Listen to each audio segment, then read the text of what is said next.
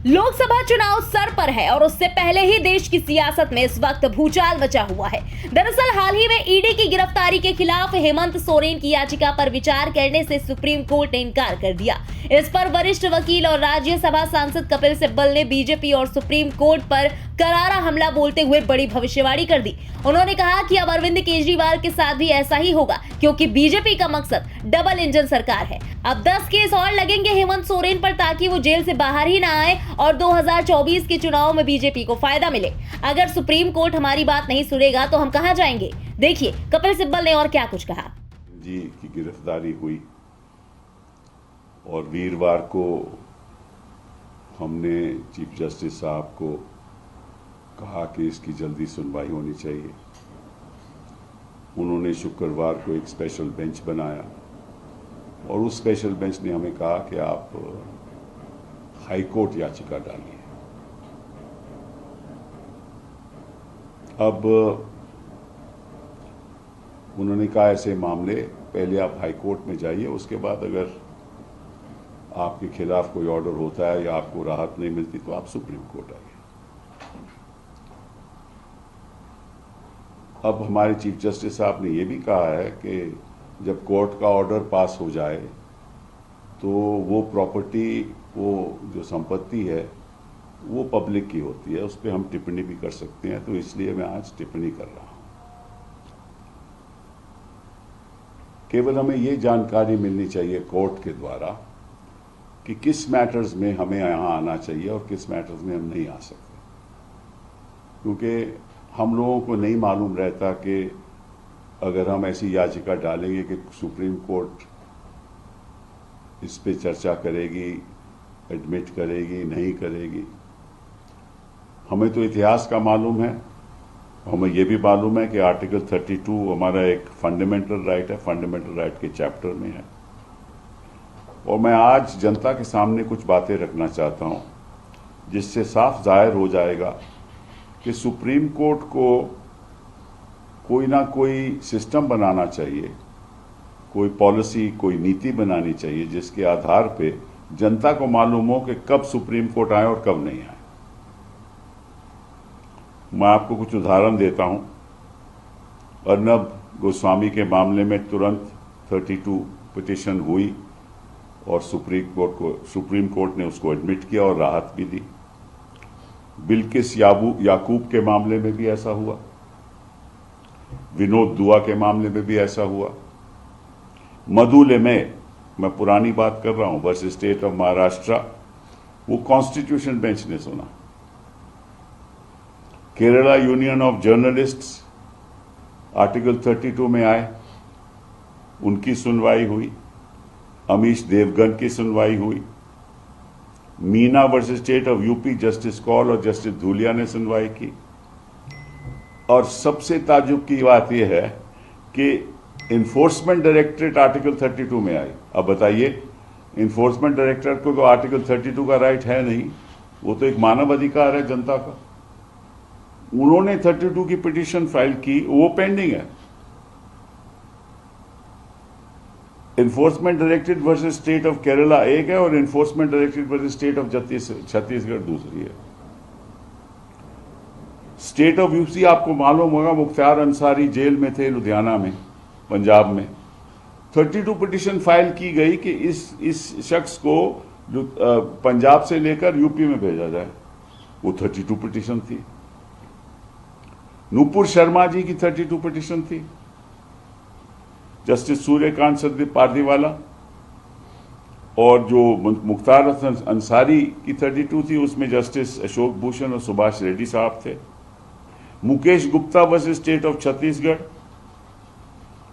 Transfer of all investigation to CBI, ये 32 में हुई। Kurban Ali versus union of India, justice Ramana और जस्टिस सूर्यकांत और हिमा कोहली, इन्होंने 32 एडमिट की। और वो जो मुकेश गुप्ता की थी, वो जस्टिस अरुण मिश्रा और रविंदर भट्ट उस समय जज थे। शाहीन अब्दुल्ला, मैं ऐसे आपको सैकड़ों उदाहरण दे सकता हूं। मैं समझता हूं कि हिंदुस्तान के इतिहास में शायद ही ऐसा कोई मौका हुआ हो जब एक सिटिंग मुख्यमंत्री की गिरफ्तारी हुई हो। शायद ही हिंदुस्तान के इतिहास में ऐसा हुआ। और वो मामला भी 32 के लायक नहीं है। हाँ, इतना जरूर होता अगर सुप्रीम कोर्ट हमें कहती कि आप अपना केस हमारे सामने रखिए, और केस सुनने के बाद सुप्रीम कोर्ट कह सकती थी कि इस मामले में हम इंटरफियर नहीं करना चाहते, आप हाई कोर्ट जाइए। लेकिन ये कहना कि आप हाई कोर्ट पहले जाइए, कोई सुनवाई ना हो, या तो सुप्रीम कोर्ट हमें बताए कि किन मामलों में हम यहां आ सकते हैं, किन मामलों में नहीं आ सकते।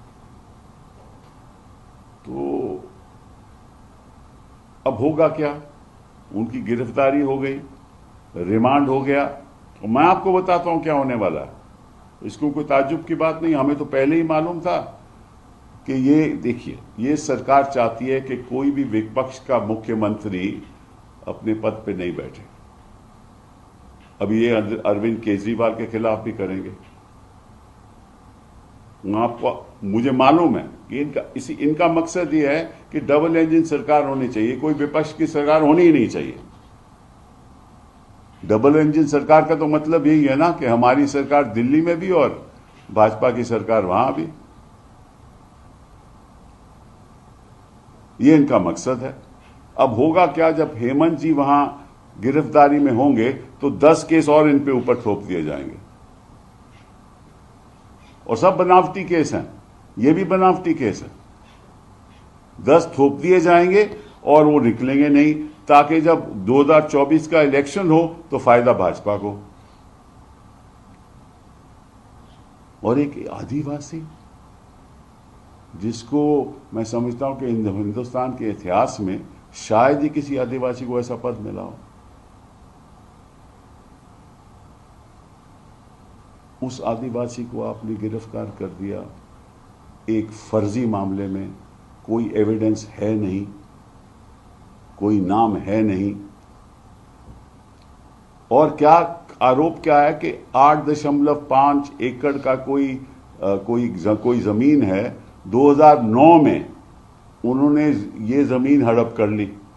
उस जमीन में इनका नामो निशान नहीं है, रेवेन्यू रिकॉर्ड में इनका नामो निशान नहीं है, वो किसी और के कब्जे में है।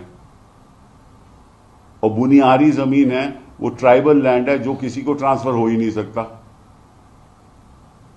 और जो ओरिजिनल ओनर हैं उनको वापस आज के दिन उनके पास लैंड है।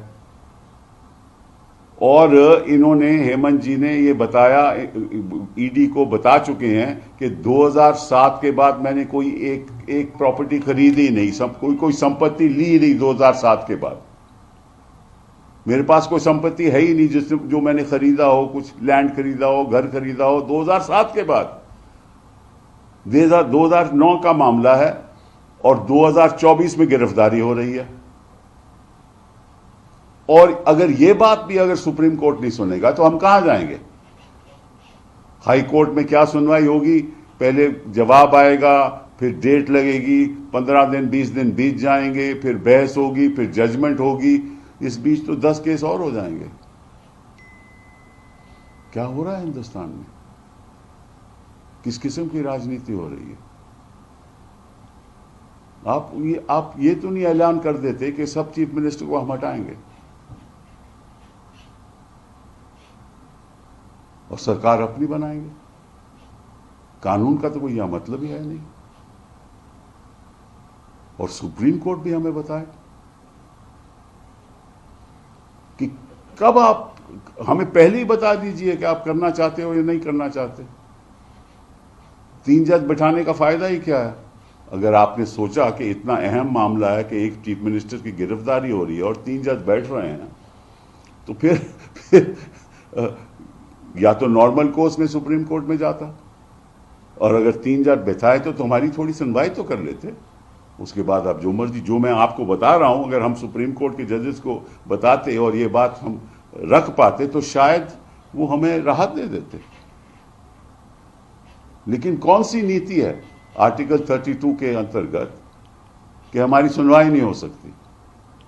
हमें पहले हाई कोर्ट जाना होगा। इसी कोर्ट ने कई बार आर्टिकल 32 के पिटीशन और अगर हम नहीं जा सकते, यहां हम नहीं आ सकते, तो इन्फोर्समेंट डायरेक्टरेट कैसे 32 में आ सकता है? यह बताइए हमें। तो इसका मतलब यह हुआ कि जहां आप चाहते हो वहां आप एंटरटेन करोगे, जहां नहीं चाहते आप नहीं एंटरटेन करोगे। ये सही नहीं है, कानून के मुताबिक सही नहीं है। सर, आपको ऐसा भेदभाव क्यों लगता है? सामने ये चीजें हो रही हैं, और दूसरा, क्योंकि आप एक राजनेता भी हैं और अधिवक्ता भी हैं वरिष्ठ देश के, तो सुप्रीम कोर्ट के आप जिस फैसले पर आप ये कह रहे हैं, सवाल आप उठा रहे हैं कि भेदभाव दिखाई दे रहा है। नहीं, मैंने ये नहीं कहा। मैंने कहा कि जो कोई नीति नहीं है, नीति में आप चाहते हैं कि नीति जो है वो नहीं सुप्रीम कोर्ट की है। तो ऐसे में एक एज अ लॉयर आप क्या रास्ता एक किसी शख्स के पास बचता है, क्योंकि चीफ मिनिस्टर एक सिर्फ झारखंड में ही नहीं है पोजीशन के, और भी चीफ मिनिस्टर है। अरविंद केजरीवाल के घर तो आज भी दिल्ली पुलिस गई है, एक उन्होंने आरोप लगाया था तो उसके ऊपर कि बीजेपी टॉपल करना चाहती है सरकार को, बिल्कुल। एसीपी पहुंच गए दिल्ली पुलिस के उनको नोटिस देने के लिए। बिल्कुल। तो ऐसे में क्या ऑप्शन एक किसी भी शख्स के पास बचता है? और राजनेता के तौर पे आपसे पूछना चाहूंगा कि क्या राजनीतिक विकल्प है आगे इस चीज? नहीं, देखिए ऐसा है कि ये एक फंडामेंटल राइट है। कोई भी इस देश का नागरिक सुप्रीम कोर्ट आर्टिकल 32 पिटीशन डाल सकता है। ये फंडामेंटल राइट के चैप्टर में है, ये मानव अधिकार है। तो अधिकार तो है, और कब कोर्ट याचिका सुनेगी नहीं सुनेगी, ये सुनकर कोर्ट को बताना चाहिए। आप अपनी बहस कीजिए, और अगर कोर्ट तब फैसला करे कि नहीं बेहतर यह है कि आप हाईकोर्ट जाइए, तो हम हाईकोर्ट चले जाएंगे, हमें कोई आपत्ति नहीं है। फिलहाल इस पूरी खबर पर आपका क्या कहना है कमेंट में लिखकर जरूर बताएं। बने रहे इंडिया पब्लिक खबर के साथ हमारे YouTube चैनल को सब्सक्राइब करें, बेल आइकन दबाना बिल्कुल ना भूलें।